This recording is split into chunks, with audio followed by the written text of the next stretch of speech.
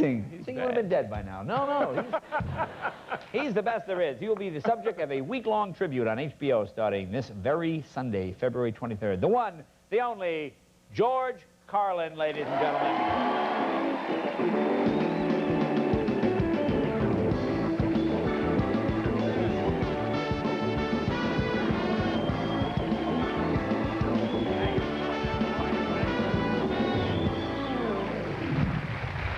All right. You know, they say you're getting old when people tell you look great. But, you know, you look great. You look healthier than I've seen you in years. You look good. Yeah, I feel good. Well, I've had 3 heart attacks, and I think they help you a little. Yeah, right. Yeah. Little signal there? That's right, yeah. No, I feel great, and, well, I'm actually going to be 60 during this year, so I'm still 59, but it's good. Well, that's impressive, though. Yeah, it's a good age. Yeah. Well, what the most interesting ththing about it is I'm starting to smell like my grandparents. Oh, really? Yeah. Remember that when you come home? You know, is Grandma here? That's why those old women cook those rich sauces, you know, to sort of cover things. Well, tell me about this. It's 40 years in show business. Yeah, you have to count radio, but I was funny there, I think. It's show business? It's show business, yeah. 40 years of comedy and show business, and I did begin when I was 19. I was a DJ down in the South, down in Shreveport. And that's what HBO is doing this next week, by the way. They're sort of honoring or celebrating my 40 years and 20 years with them, with what they call HBO George Carlin Marathon Week. They're playing one of my specials each night for a week. And then we're doing some brand new stuff from Aspen at the Comedy Festival. Because I remember you were the first guy to host Saturday Night Live, right? That's right, 1975. You were the first guy to sort of break. I remember when you were doing the Vegas thing, and then you kind of left that and went into sort of the... free spirit, being yourself, whatever you want to call it. Trying to be a little more personal. I remember people saying, well, that guy is nuts. He's out of the business. He's given up that lounge in the dunes or whatever it was to go do some hippie thing. He's out of his mind. That's right. But I was being true to myself, and that's the best thing you can do in your life, ever. And I've been doing the Tonight Show. Thank you. How many times have you done this show? Well, I've done this show somewhere in the range of the high 120s, around 127, 128. And this is the first time I've ever done this show without doing a stand-up. And I feel special. I want you to know I feel special. I feel like one of those movie stars who just comes out and sits down and tells you that they just adopted a third world child and named it Rainforest. And then has to leave. Yeah, and I have to leave, right. Because Rainforest has a feeding due. And then you have to leave to feed the child. That's right. So I feel great, but it's kind of nice. And I go back to Jack Parr days, of course. I did in 1960, Burns and I had a partner then, Jack Burns, and we used to sit in Fort Worth and dream about being on the Parr show. We were still in radio. Right. And 7 months later, we were actually on it. We sat around in our underwear, you know, smoking cigarettes and smoking cigarettes. Yeah. Well, yes. Oh, it was Texas in the 50s. All right. But, no, we managed to get... No, there was a little boo around, but not much, and it wasn't very good, you know. But dreams come true, and we got there. We got there 7 months later without knowing we were going to do that. And I did the show in the interim period when they had an in-between Parr and Carson. They were trying out hosts. So who was the host? I was on with Mort Saul. Mort was kind enough to bring me on in 1962. And then once again, I disappeared for 2 years. You know, it's not automatic when you do this show. So you can also go... Tell me about it. For about 2 years. So then I came back with Johnny, and I always loved working with Johnny because you had this feeling with Johnny Carson that he might just snap, you know? What do you mean he might snap? Well, it was this sort of like this very rigid reserve, this kind of, and I love him. This is not bad mouth. This is good stuff. And I root for people to snap, don't you? And wouldn't it be? Listen, I tell you, yes. That's why I'm glad Mike Ditka is coming back into coaching. I like him. I just want to see his neck explode. That's all. During a timeout, you know. And then I did the interim show with you as you were the permanent guest host. Right. Because this guest host is a very funny oxymoron. It's like military intelligence. Guest host. And you were the permanent guest host. How's that for compounding the felony? And then Joan Rivers, not to be outdone, had to let it be known that she was the first permanent guest host. So the language has been mangled a bit around this stage. But you guest hosted as well. I did. Did you like? Now, was that fun for you? Did you like? I wasn't very good at hosting because I didn't really care about the guests. You know, I didn't care. I don't care, you know. He's funny. You know, listen, some guy who rollerblades from Cincinnati to Rome, I don't care. Or the actress from the sitcom who tells you that her dog is having a kidney operation, but he's a Sagittarius, so you know, they have to wait till the dry season comes around or something. So, but there was one incident I loved. I was whacked. I was loaded. I was sitting there at, you know, the conference desk. And I was tripping. And You were tripping? Yes. And my guest was a famous actor from a famous acting family who had his own series on television at the time. And I know I was tripping. I'm sure he was too. Because every time I would ask him something, he would answer something else. Like I would say, so how's the series going? And he'd say, well, she died when I was 12. And if you wanted to know what we were talking, if you wanted to know what he was saying, you had to wait for my next question. Very strange, very strange. And then I was gone again for a while. Yeah. Did Fred DeCordova, the legendary Fred, pull you aside? What was that? He said, good show, George. You're doing... He always gave me support. He was always proud. Fred is always there for you. That's right. Yeah. You know what, I always... Because, you know, Jerry Seinfeld was on Wednesday night, and we started out together, and we would watch you. And, of course, we went through our generation of sort of bad gigs and bad nightclubs. But that's something that just never changes. It has to be that way. You have to... When no one knows who you are and you're a comedian, you're up against the entire world. I once worked at a place called the Glass Hat in Windsor, Ontario, and I opened for a child organist, okay? And I remember coming out, the first thing I saw... Child organist? Yeah, there was a woman sitting ringside who had her arm up, and she had a vaccination mark the size of a beach ball, you know? That was tough, but I'll tell you the toughest one, and there were a lot of them, you know, because people would just look at you. That was the awful thing, guys.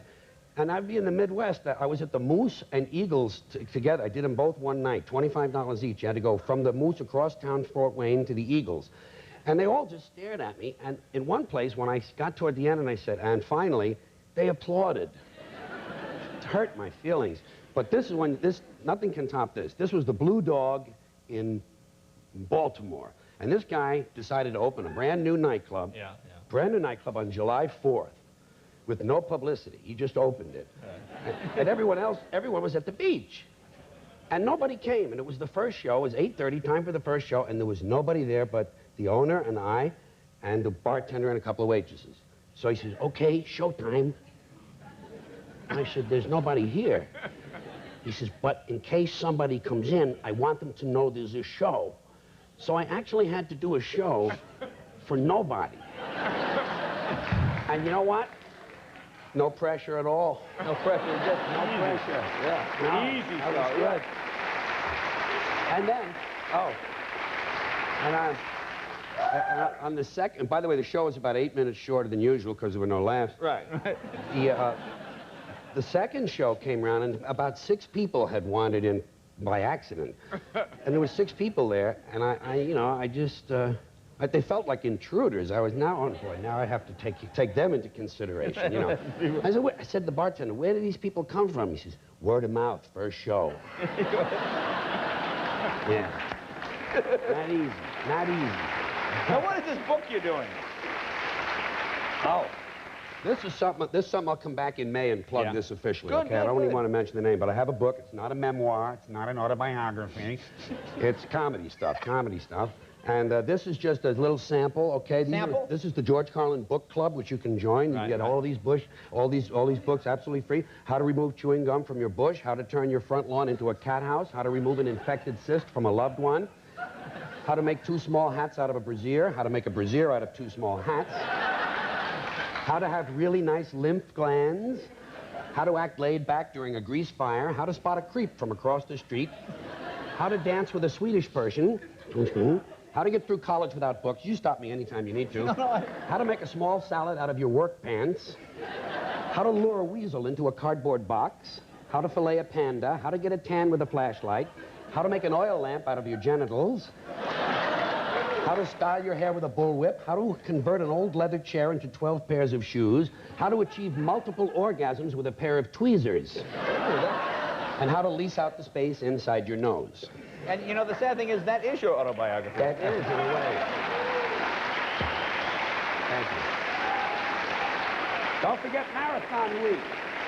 No, that should be fun. So it's showing all your early stuff, right? They're showing, well, I've done 9 shows on HBO. They're going to show 4 of them, and they're showing a composite show, and then we have the brand new show from Aspen. Well, you know, I am a huge... Because, you know, I must say, you're probably the only guy of your generation, I don't mean it's only, that still writes new stuff. Because you know, I meet so many guys, 50, you know, after about 45, they just do their act. They're tired. Right, but you're out there and you're hitting the boards and you're writing new stuff. Most fun is writing the jokes. That's the great part. And, you know, see, that's why all the young comics admire you, because you work like a young guy. You're out there, you got new stuff all the time. Well, I appreciate it. It's a pleasure to have you. We will watch that. It's a week-long tribute, February 23rd. The one, the only, George Carlin.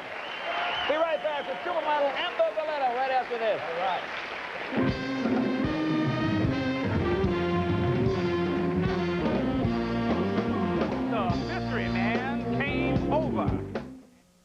If you're short on funds, Sears has a sale you won't want to miss.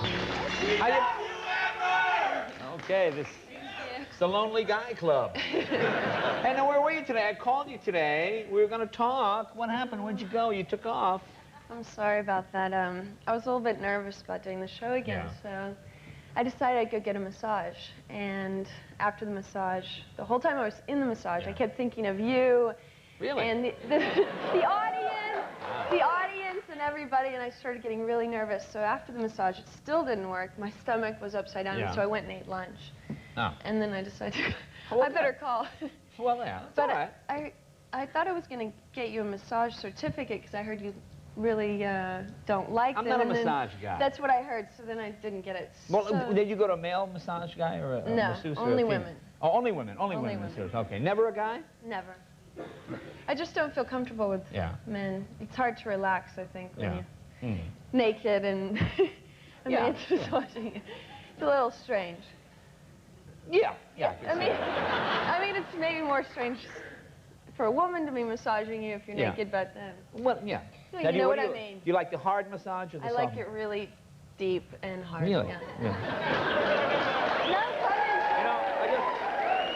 No pun intended. My dream is some guy just turning on his TV at that moment. Let's see what's on the Tonight Show. Whoa! But I instead of getting you the massage, since I heard you hated them, I got you something else. Oh, you did get? What'd you get? I got you something else because I know you have everything, but this thing. I got because I know you like tools. Oh, I do like tools. You know, actually, I don't have I usually have. It's for pipes. Right, I don't... I know you like cars. See, all I have are precision tools, so this will be great. You could fix maybe some pipes. No, actually, I do need a Stilson wrench. Well, that's very It's the biggest one I could find. Well, always get me the biggest one you can find. Thank you. Well, that's very sweet of you. Thank you. Maybe You're we can welcome. fix one of my toilets or something again. Yeah. Now, where have you been all over the world? What exotic place have you gotten back from now? Because you go all over the world anything. Recently I was in Italy, outside of Rome, shooting a campaign for Prada. Oh, okay. And well, you're Italian, aren't you? I am. What part of Italy do you know? I think we're from the south, from around Naples. Ah, Napolitano. Yeah, dove a bagno. Avellino. That's where my people are from. We could be related. We could my God, this could be incest. Now, do you like it? Now, Italian men go nuts, don't they? I mean, they just... Yeah, or it's this. And that drives me crazy. You don't like that? I can't stand that. No. They're cleaning their teeth, and I'm like, what, do you want my number now because your teeth are clean? I don't know. Yeah. But they do it because they love women. Yeah, I guess See, Italian men really love women. They love women, but it's a bit much. It's annoying. Yeah. Do they come up and pinch you like they do? No, but I remember when I used to ride the subway there because of my first days of modeling, we used to take the subway around. And they used to press themselves against you, like, because it was so packed in the summer. And all these hot and sweaty people would be there, and then everybody would be crammed against you. And finally, you'd find some old man behind you, and he'd be just right against you. And you're, excuse me, sir. So, yeah, that happens. So what did you shoot? What kind of exotic thing did you shoot? You in some exotic I was shooting location? Prada, and it was outside of Rome, and we had a few mishaps, but that was okay. Like what? What kind of, like you go on a photo shoot, what happened? Well, this time, we shot in this hot spring for one picture. Yeah. And as soon as I got in, there was mud, and I stirred the mud around, and I looked at my skin, and there were tiny worms everywhere, all over me. There were worms everywhere, tiny black ones wiggling around. So what was the product? Elizabeth Arden worm remover? No. What was the product? It was clothing. It was clothing, Oh. but so I had to like lay in this water and pretend like everything was fine, while there were worms probably going in my ears and everywhere. And then another time, the same shoot, like a day or two before then, we were shooting out in a forest, and there were farms all around there. And I had my head down on the ground. I was lying on the ground. And I got up, and I thought, God, it's been really soft there. It was really nice ground. And I looked, and there was a goat turd. So... You know, that's one of the biggest modeling hazards, or goat turds. It's a very big hazard. So many I've heard all the greats talk about this. The goat turds in your hair. Yeah, but you know, it's soft and it doesn't stick. It just stays. So. I think we pretty much understand the consistency of it. It might be in some countries. Yeah, yeah. So what do you do with that? Does that ruin the whole shoot? You just well, I mean, no. people spend thousands of dollars on your hair, and we have the goat turds in their hair, please. I mean, no, it was fine. Like I said, the goat turds don't stick to the hair, so it was fine. So you're okay. Yeah, just, you know, we brushed it out of the way and went on. Now, you know, looking for you, I spoke to your mom. Oh, God. Your mom said, oh, what was the nickname? Oh, Little Running Deer. What does that mean? Mom said, oh, ask her about that. Well, besides being Italian, I'm also American Indian. Oh, on my mother's side, yes. And how do Italians get together with American Indians? Well, my father's Italian and Portuguese, my mom's American Indian, so that's how it happened. Did they meet in a casino? Where does that play? No, actually, they met in a lounge. In a lounge. Almost. That suits them. My dad loves some Italian guy dealing. Oh, yo, hey, check out the Indian babe. No, actually, it goes back to Columbus's day. Really? That's right. Columbus was Italian. That's right. Okay, so Little Running Deer is... So my 7th grade teacher, Mr. Kuhn, found out that I was American Indian, so he decided to give me a nickname, and it was Little Running Deer because I played sports and all that. Oh, I see. So that's how it happened. Well, that's pretty good. Yeah. Hey, you look great. Thanks for coming. And listen, you're the new face of Elizabeth Arden, and I see you on... now, it's so... you know, I never recognize you on these things. You're so exotic. Every time you look completely different. But I'm glad your career's going great. Come see us again. We like having you here. Thank you, Amber. Be right back with Luscious Jackson right after this.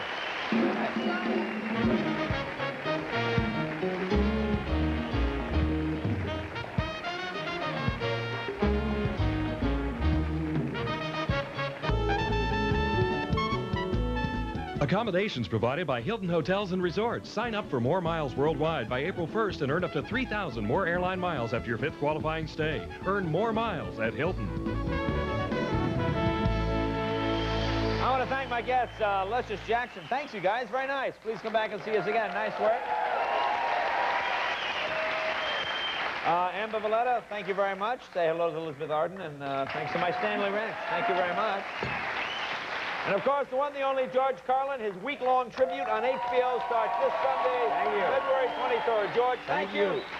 Folks, stay tuned for Conan. He's got a very funny man, Norm Macdonald, on next. Have a great, great weekend. We will see you on Monday. Bye, you guys. So long. Get out of here. Get out of here. From NBC.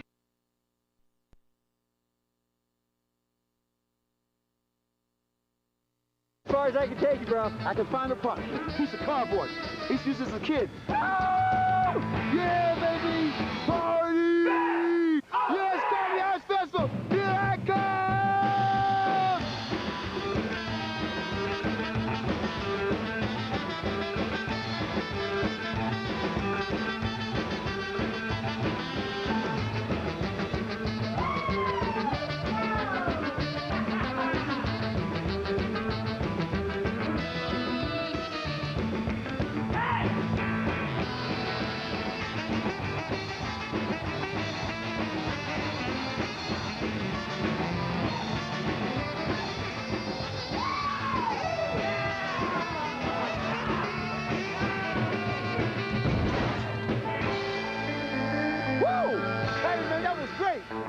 Just like riding a bike as a kid, you never forget how to ride a cardboard.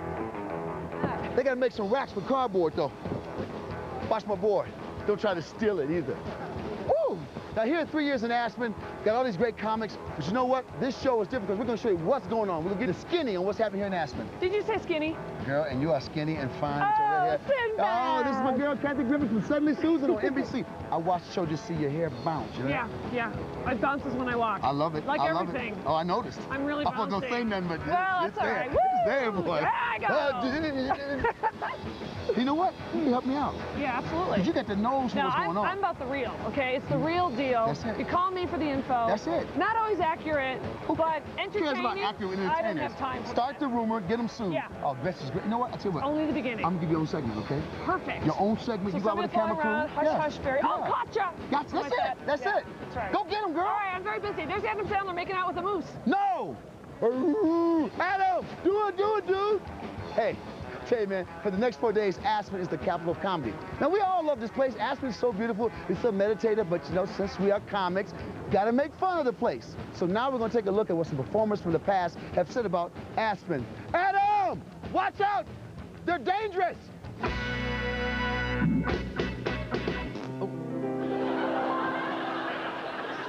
Excuse me, my lip had gas. Thank you. It's nice to see some healthy people, some uninjured people. I've been in Aspen for 3 days. I've never seen so many people on crutches in my life. I swear to God. Seems like Jerry Lewis should be hosting this. Well, we are skiing along, and blame she gets caught in the silk trailing toggles of my Prada backpack. And she falls down smack, face forward in the snow, eventually grinding to a halt in front of the Barbara Streisand mid-slope nail replacement salon. I don't want to end up one of these guys who goes head first into a tree and has to be renamed Slappy and, The altitude is making me crazy. I'm so spacey. It's ruining my timing when I tell jokes. I was trying to tell a joke last night. I was like, knock? Knock whose? There. Oh, fuck you.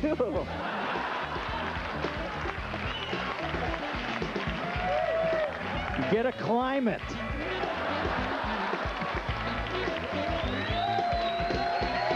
Just any gesture and you're done. You know, you come in, you know, you've been fine. You were in LA a couple hours ago, and then you get off, you know, and you see some friends. Hey, Dave, what's going on? Hey, man.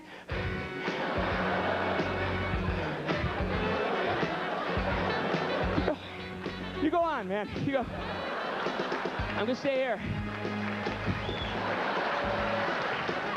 Even the souvenirs out here, like rich guy souvenirs. I saw a kid driving this big thing, and he had a bumper sticker that said, "My dad went to Aspen, and all they got me was this lousy Land Rover." The state bird is a private jet in this area. You can't even blow secondhand smoke up someone's ass in this town. I'm not acclimated. In Aspen, Colorado, I just have one question.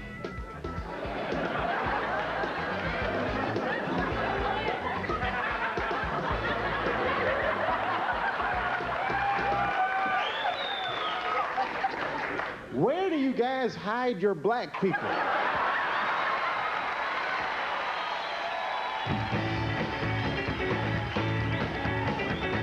I'm sitting here in Aspen, and I'm very lucky, man, today with one of my heroes, one of the guys I watched and wanted to be, Mr. Rodney Dangerfield. Now, Rodney, why you up here, man? Why I'm up here? Yeah. I'm looking to spread joy. Cool. If I can find it, you know. No, I'm up here, actually. HBO's giving me a 75th birthday party. That's why I'm here. You're 75 years old. 75 years old, and I'm getting old, I'll tell you that. I'm at the age now in my little black book, all the phone numbers of doctors. You think you're in pretty good shape? You into winter sports? No. I had experiences when I was a kid, turned me off of winter sports. I remember when I was a kid, I asked my old man if I can go ice skating on the lake. He told me to wait till it gets warmer. But I know you're into one sport. I mean, I've been walking on Aspen. Some sexy women walking around. A lot of sexy women. Yeah. You know, and you know sex and sports go together. When you're having sex, it's always good to be with a girl who's a good sport. You know that, man. Now, come on, Rodney. You're up here, you got these beautiful mountains. You got all this beautiful scenery. I mean, are you into the beauty up here? Yeah. I think it's beautiful. The mountains, the scenery, the people, it's all gorgeous, you know. There's only one problem. You can't fucking breathe, you know. It's the only place after foreplay you're finished. Rodney, I'm remembering that. I'm going to get some oxygen for myself for the rest of the week I'm up here. And I'm going to check you out Saturday night for your birthday party, all right? Good, I appreciate that. And just remember one thing, Sinbad. It's lonely at the top when there's no one on the bottom. And these These are words that we can all live by. Now, every year here in Aspen, one of the funniest events here at the Fest is the opening press conference. And this is where all the stars are put in the hot seat, and the press tries to ask them all these crazy questions. But since these are comics, you can't ask us regular questions because we have brain damage and we shouldn't have jobs. So take a look at some of the highlights of the past press conferences. Remember, when there's no one at the bottom, you shouldn't have been in the room. How has what you guys define as funny changed as A, you've gotten older, or and B, you've gotten more established in your careers? Must be talking to me. To everybody, we all get older. Prostate jokes are no longer funny.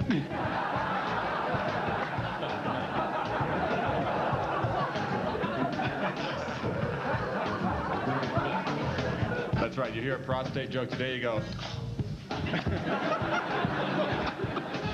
I still like them.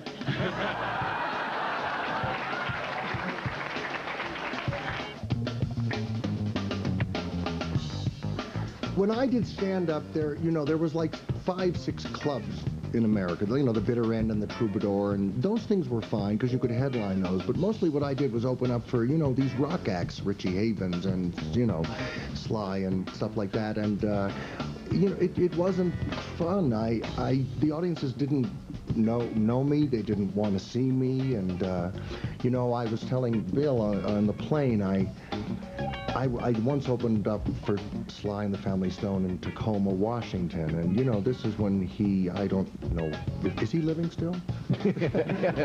But anyway, if you remember, you know, he had this deal with Bolivia, and so there was like, you know, 7,000 people, and none of them were wearing shoes, and the show was supposed to start at 8, and the motel was across the street, and I swear to God, at 7:45, knock on my door, it's his manager, and he says to me, "How long do you do?" And I said, "Well, you know, this is a tough crowd. I don't think I should do longer than 20 minutes. Why?" Sly is in Ohio.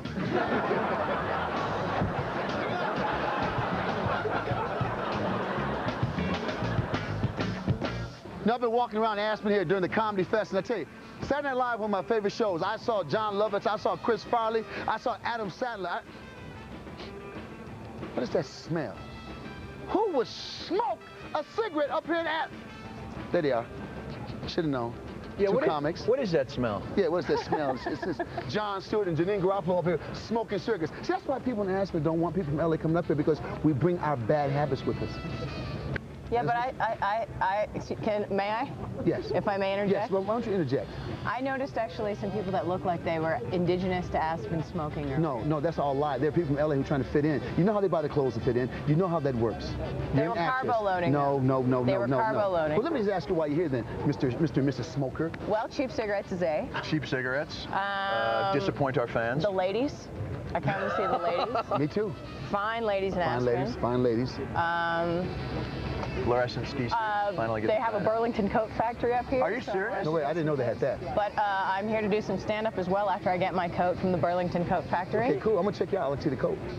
Yeah. The coat's really funny. I'm gonna check you out. The coat is really funny. Now I heard you're here. Like they actually let you host something. I'm actually gonna host the George Carlin tribute, the 40 Years of Comedy, airing Friday night. That's who got that, because I tried to get that. You trying to get It's all right. It's okay. I'm cool with it. No, it'll be all right. I'm all right. You'll have a good time. You got a great gig here. Great, man. You're coming down the slopes on what was that, cardboard you were sliding down? You saw me? I saw you. Was that cool? I don't know that cool would Well, be can the I right ask word. a question? Does the wet cardboard have a residual smell? Like, you know, not really, because I don't smoke, so I don't give off any fumes from my body. So I'm all pure energy. No, it's not coming from your body. I'm asking if the cardboard. But the cardboard is part of you. When you touch the cardboard, it's all nature. When the nature touches part of me, the fumes, nothing happening. If I smoked, I probably would internally combusted and blew up on the hill. I didn't know you were New Age. I'm a New Age thinker. I used to ski too. Now, I don't want you to take this the wrong way, Simon, but I'm not familiar with the black man as skier.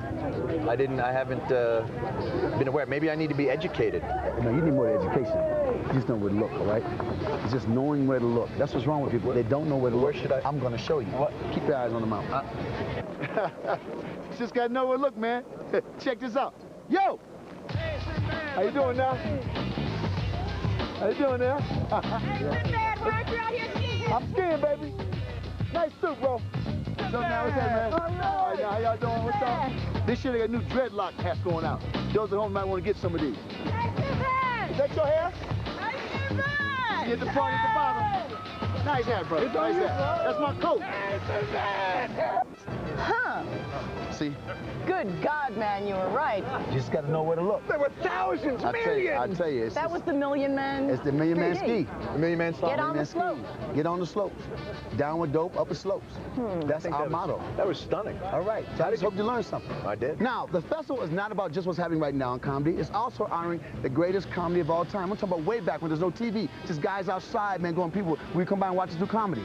Now, this year's is a big reunion of Saturday Night Live. A show I never got on. I auditioned like maybe 7 or 8 times, but I'm not mad about that. Now, you can catch it on the Sunday show, all right? So right now, check out last year's reunion when we honored the cast and crew of one of the funniest movies ever about fraternity life and what it was like being in college and flunking out. Animal House. I was in the movie, but I was cut out. I state your name. I state your name. Could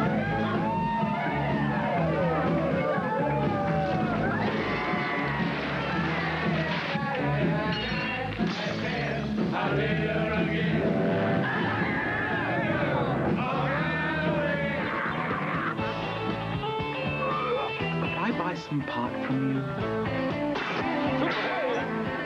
I'm a zit. Get it? Please welcome Flounder.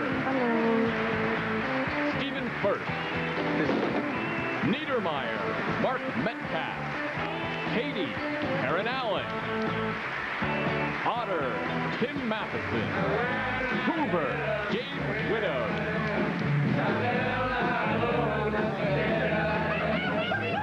I'm telling you, I was backstage. This is an Animal House reunion. There was no liquor here. The whole point is just to enjoy yourself. My first memory of the whole experience, we were there a week before we started shooting, and we had a... And this is in Oregon. This is we were in Eugene, Oregon. The dean was named, just like Apple and Cassidy, William Boyd. We actually got to shoot in his office. We brought the work. He let us shoot there. He let us shoot there because he had turned down The Graduate. The Graduate had asked if they could shoot there. He had read The Graduate, and he said, this is a crappy movie. So he turned it down. He said, okay, I'm not going to read it. Every other school we went to had read the script and said, no way. No way. You know you make me wanna kick my heels up and throw my hands up and throw my head back and... We crashed a fraternity party, which was like the Omegas. We were invited. We were invited by some people. We got invited to leave the party because we didn't realize that we crashed their private party. And Jamie was outside and fuming, and all I remember was as we exited the house, there was this throng of people out in the front yard. Jamie lofted a beer towards the front door, and then mayhem ensued. And we got the shit kicked out of us. What can I tell you?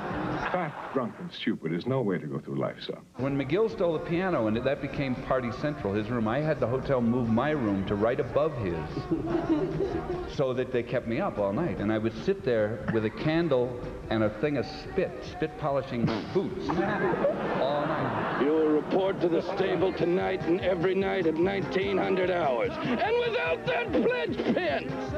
Could you fill out your favorite line from the movie for us? We got Oh my God, the Negroes stole our dates.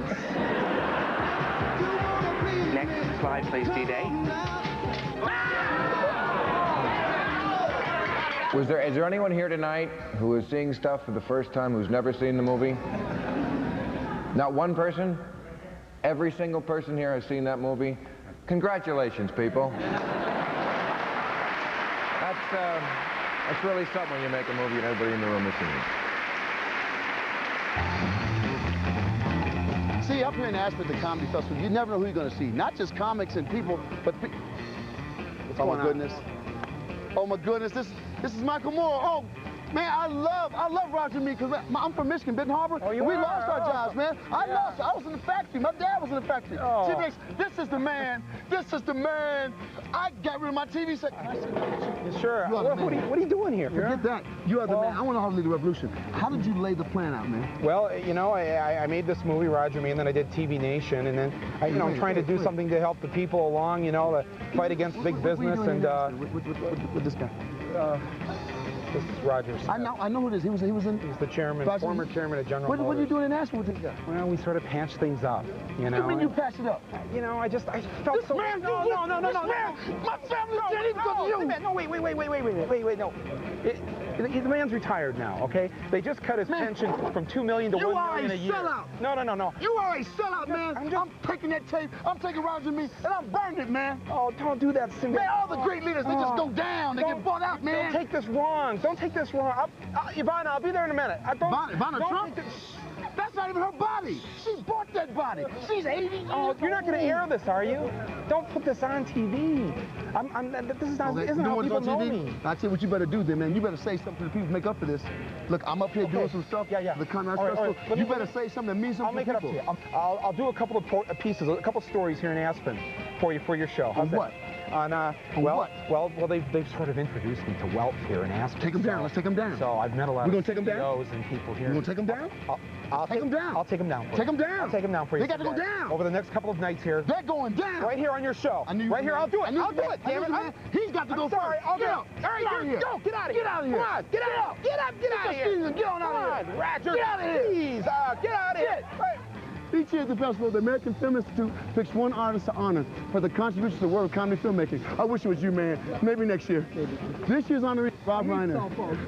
And you can see his tribute on Saturday night, man. To get an idea what to expect, check out last year's AFI winner, Steve Martin.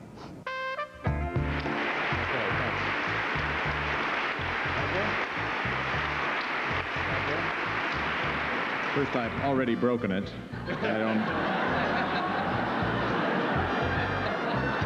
As I was sitting there hearing all these, really nice things that David was saying and being so flattered, I just sat there thinking, gee, I hope this erection goes down. I have so many people to thank, but strangely, none of them really come into my mind right now. It's my night.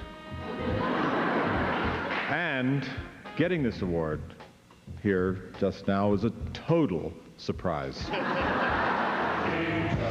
They called me like a year ago. They wanted to use the tune in a commercial. And I immediately thought, what tune? Because it's really just talking, If you want to buy it, fine. In The Jerk, we did the cat juggling, which was something I did.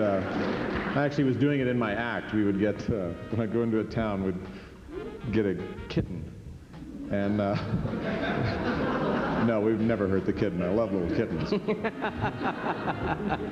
I mean, occasionally one would get hurt. But, I have 3 live cats, actually. Hold them up, and then I'd switch them for 3 stuffed cats, and then I'd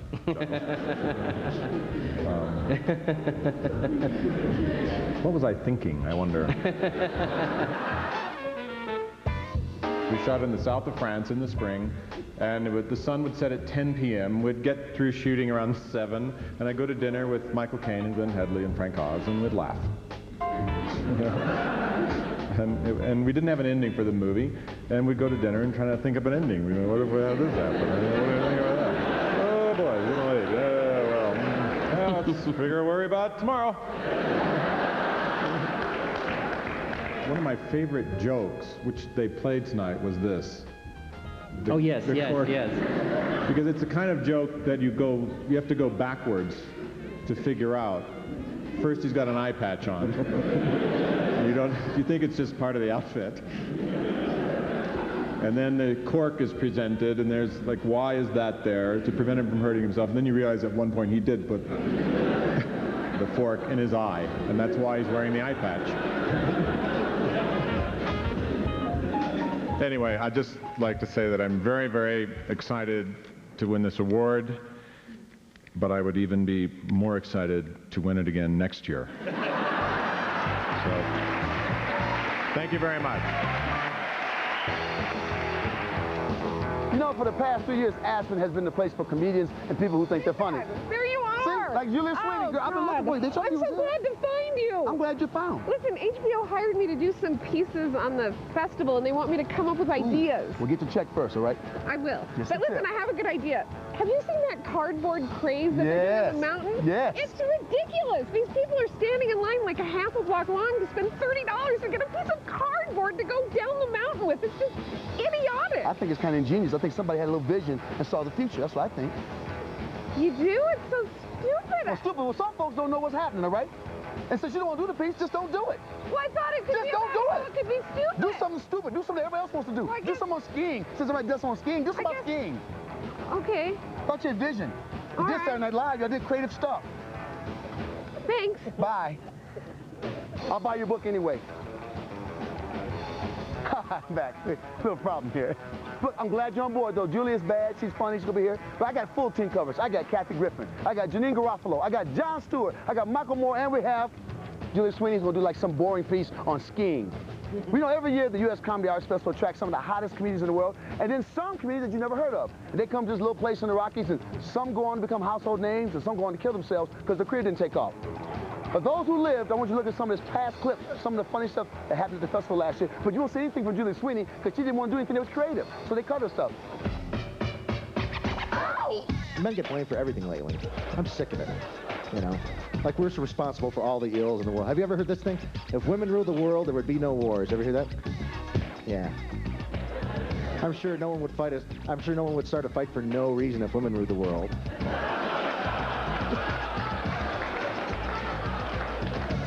Hi, this is England. How come I'm being invaded? Oh, I think you know why.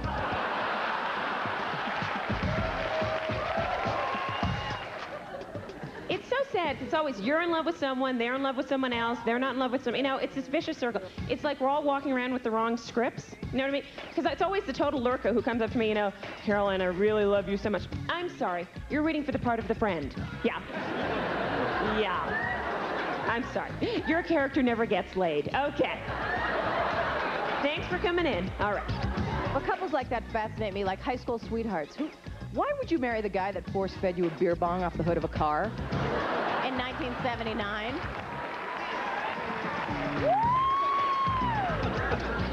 Tomorrow night, of course, is the, I don't know if you're staying for this, HBO is having the very, very, very, very young comedian special hosted by Michael Jackson. That'll be great. And,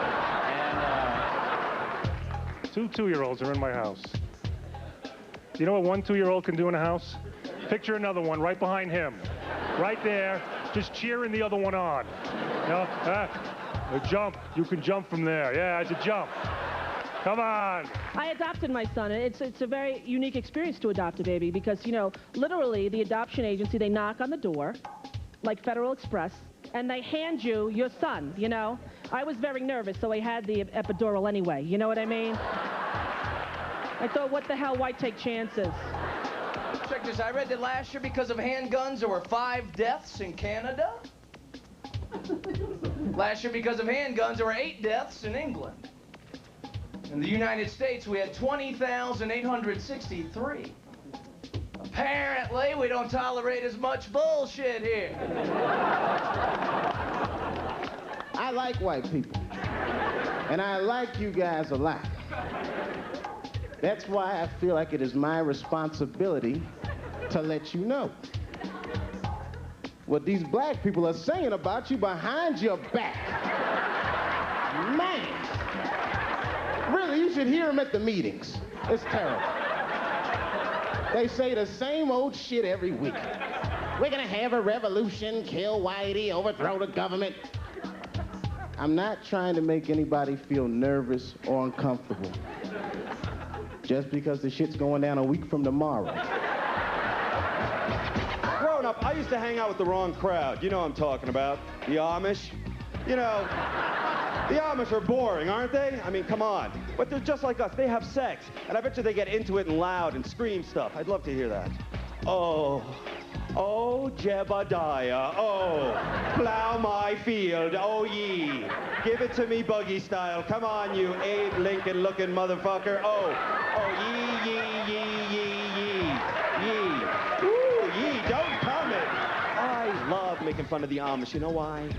Because they're never going to find out. That's why. They're They're out of the loop. Thank you very much. You guys have been a pleasure. All right, now, let's have fun up there, all right? Remember what I told you? Remember, keep the edges up. Keep the edges up. Go get them. Go get them. Oh, man, I love this. You see what you're in store for on the best of the best shows. It's all this weekend on HBO. There's so much comedy here, it ain't even funny. So let the dog bury the remote, because you ain't changed the channel. You're going to need it. I'll see you tomorrow. Bye. Hey. Hey, how you doing, man? Hey, guys. This is great. Yeah, man. I love you guys. One more time, man. All right, hit me, man. You hit me one more time, I'll clown.